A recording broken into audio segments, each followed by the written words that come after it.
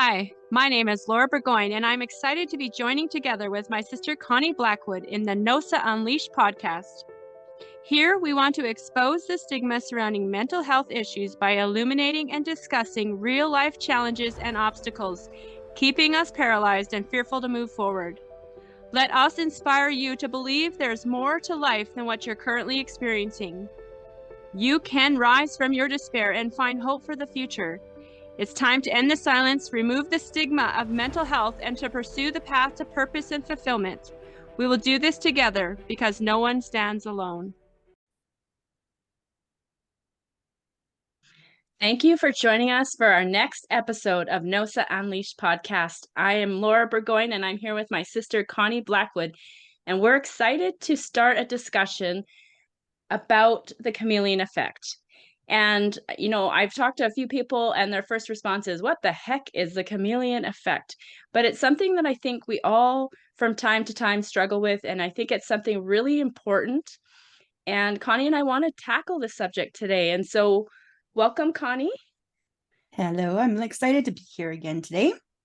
Yeah, I'm excited to have this conversation with you and just really delve into what it means and how it's impacted us personally, because I think if we share our journey with others, it will help them maybe recognize where they've also maybe partnered or struggled with this themselves. So yeah, I just think for most of us, we don't even realize we're doing it a lot of the time. And so it's hard to recognize it. Right. Like, for example,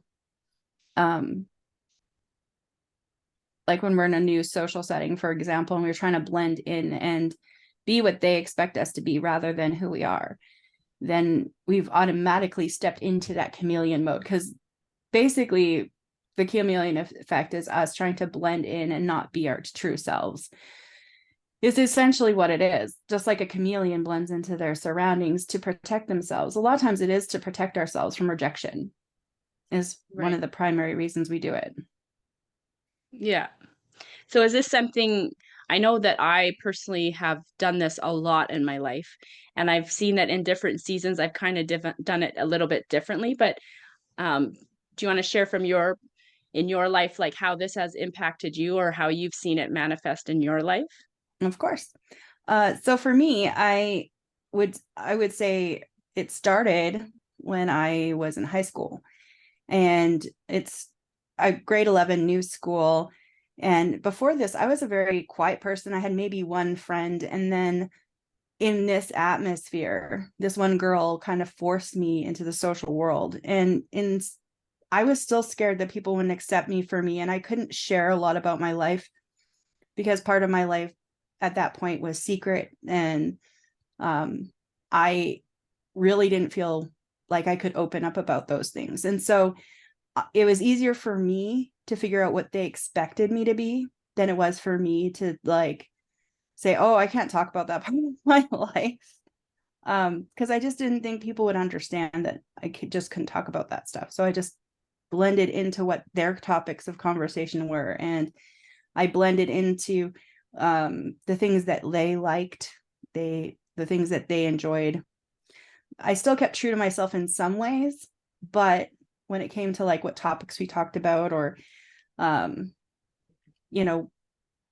where we hung out, it was always based on their preferences. It wasn't anything to do with me. And so I think that was the starting point for me. And then as I got older and I went to Bible college, I was like, oh, this is a place where I could really be me.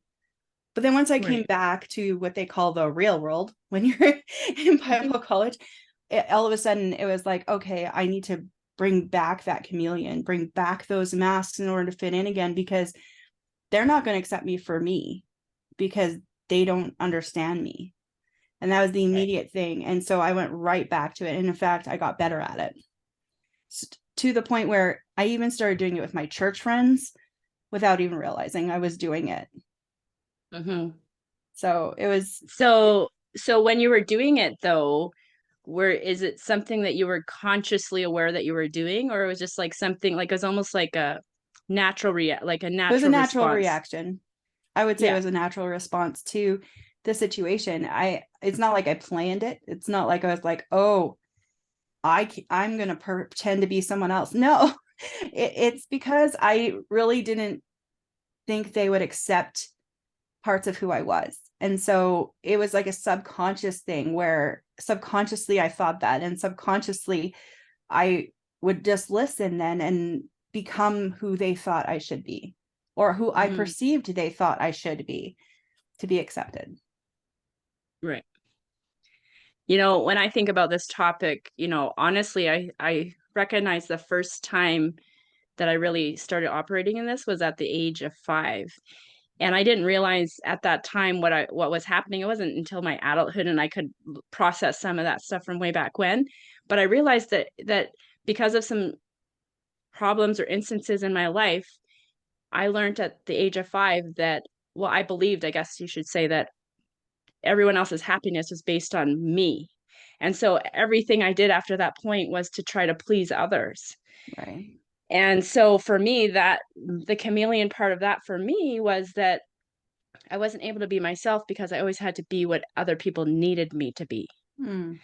And so for me, it wasn't so much as what did they think of me, but what did they need from me? And so for me at that age, it was really weird. And I only discovered this in the last, 6 to 7 years, as I've been doing a lot of inner healing and going through a lot of healing some of those traumas from the past, that I realized all of this stuff. But then as I kept reflecting on my life, again, at the age of 31 to 32, I had a major crisis of identity. And I found myself faced with, and at that point, I completely had no sense of identity, right? Because I had been something for everyone else. I had never really been able to be truly myself, and I didn't know who that person was. And so at that point, I realized I had to spend some time with my counselors and life coaches and try to figure out, well, who is Laura? And that's really a weird thing to be figuring out at the age of, in your early 30s, to just be figuring out who you are. And, through that process, I actually remembered who I was. And I want to pose this question to everyone listening. Who were you before life happened to you? Right? And for me, when I look back before all of this stuff happened, before my age of 5, the person I was so full of life. I was so full of joy. I just loved to dance and sing and be energetic and just so full of hope and love, and I just was so excited about life. And that's just who I am. Like, I'm this person who just absolutely loves to have fun, loves to be an encouragement, just loves to, like, basically wear my emotions on my sleeve. And for many years I wasn't able to do that. And so, yeah, like, the question I wanted to say is, like, who were you before life happened to you? Because if you're not that person, if you're not operating in that, then I think then maybe you are in some ways operating like the chameleon. You are in some ways hiding, some ways, changing who you are to fit into your social surroundings. Those are some of my thoughts. I don't know, Connie, if you... A couple of things came to mind as you were talking. One of them is hiding. And if you include the time that I was hiding, I would say I started pretty early in life too, probably around the age of 5, because I realized that there was a lot in my life I had to hide. And so if you include the time that I was trying to hide and not be someone else, but just hide, yeah, I would say I started around the same time. And for me, it was just not telling anyone about my life and hiding how I truly felt.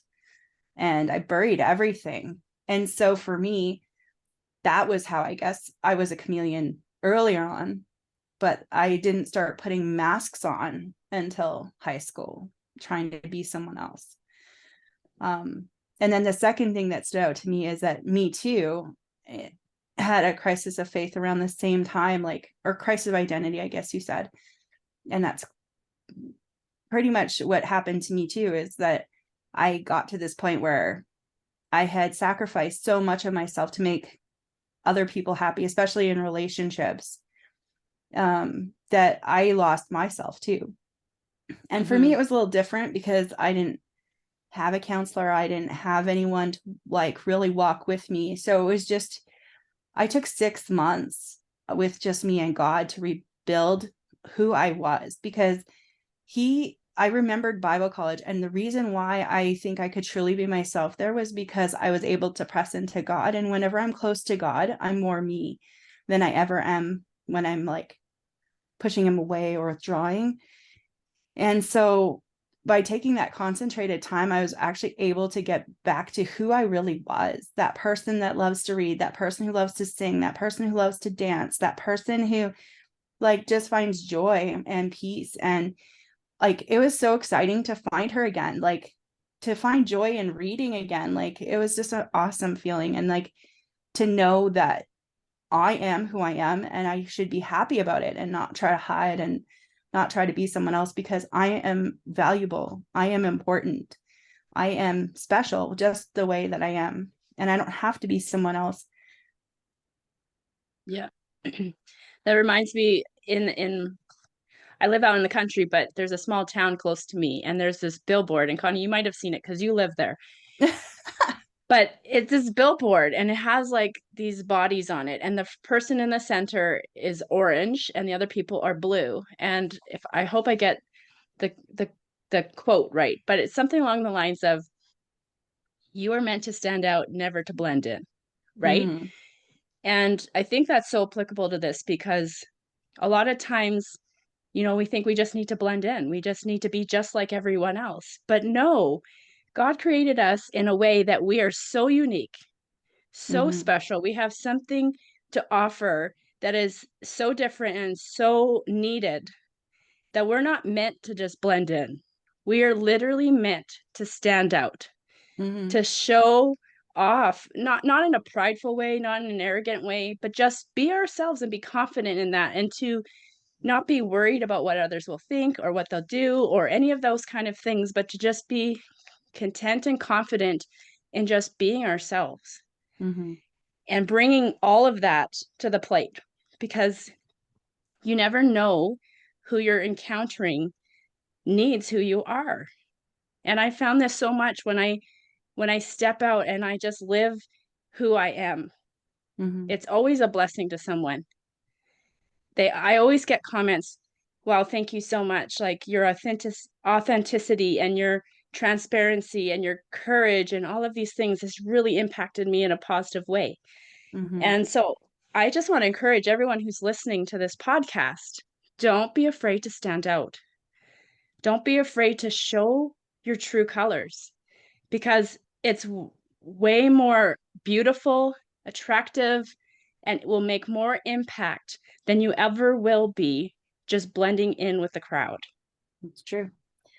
And the other thing is like, I think it's also appealing to try to blend in a lot of the times, because we get like, there's a lot of rewards for people who blend in. If you think about our world, we actually reward people for conformity a lot of times in our world, like fame, fortune, whatever. If you fit this mold that everybody thinks you should fit into, then yay, you get rewarded and you get fame and you get money and you get relationships and you get all these wonderful things. And other people are just left to the wayside, cool, because you don't fit the mold and you just don't work. And so then we get it in our heads that, oh, we should fit that mold. Well, no, we shouldn't. It's okay to be that other person. It's okay that the world doesn't reward us, because you know what? Being who we truly are is reward enough. Do you know what? It is way less. I have way less anxiety walking into a social situation being myself than I ever did trying to fit in. Like, the release of the anxiety alone is worth it for me, because I can walk into a social situation and not have to worry about, oh, what does this person think of me? Oh, what does this person need from me? Oh, what do I need to do to make this person not reject me? Instead, I go in going, hey, here's me. And it takes all the pressure, all the anxiety away. And I can just go in and be me. And the people who gravitate to that are the people that I'm meant to impact. And it's exciting. Actually, Connie, you saying that reminded me of the fact that I used to struggle so much going into social settings, and I would misinterpret people's body language, their looks, like even their tone of voice as something towards myself. But now that I enter these social settings just completely myself, just being who I am and not even being concerned about those things, I just like hearing you say that, I was just like, wait a minute, I haven't had those thoughts in so long to enter a room and be like, oh no, they're mad at me. Like they just gave me a weird look. They're avoiding me. Like just reading stuff into things that aren't actually there, because I can tell you 100% of the time, they're not even thinking about me, you No. know? But I used to struggle with that a lot. But just hearing you say that, I was like, wait a minute. Yeah. Honestly, when I enter social settings right now, like now that doesn't even come to mind. Mm-hmm. Right? And I'm just free to be myself. And it's so awesome, so freeing, and like you said, no anxiety. The Mm-hmm. anxiety of those social settings is gone. Mm-hmm. Because you're not trying to figure out what to do or what to be. You can just be you. And then it doesn't really matter what happens around you, because you're so focused on just being you that you enjoy the night regardless of what's going on around you a lot of the time. Right. And those that appreciate who you are, they'll gravitate towards you. And those are the people you're going to hang out with. And the rest that are like, whoa, she's too much, or she's over the top, or I'm not sure if I'm ready for that. Like they go somewhere else and they hang out with Exactly. other people. So, I mean, I think that's also one way where you're going to find your tribe or your community, or those people that really you identify with, the people that get you and understand you. Wouldn't And you those are rather the, be with go wouldn't you ahead. rather be with those people than with the people where you always are walking on eggshells and trying to figure out who you need to be?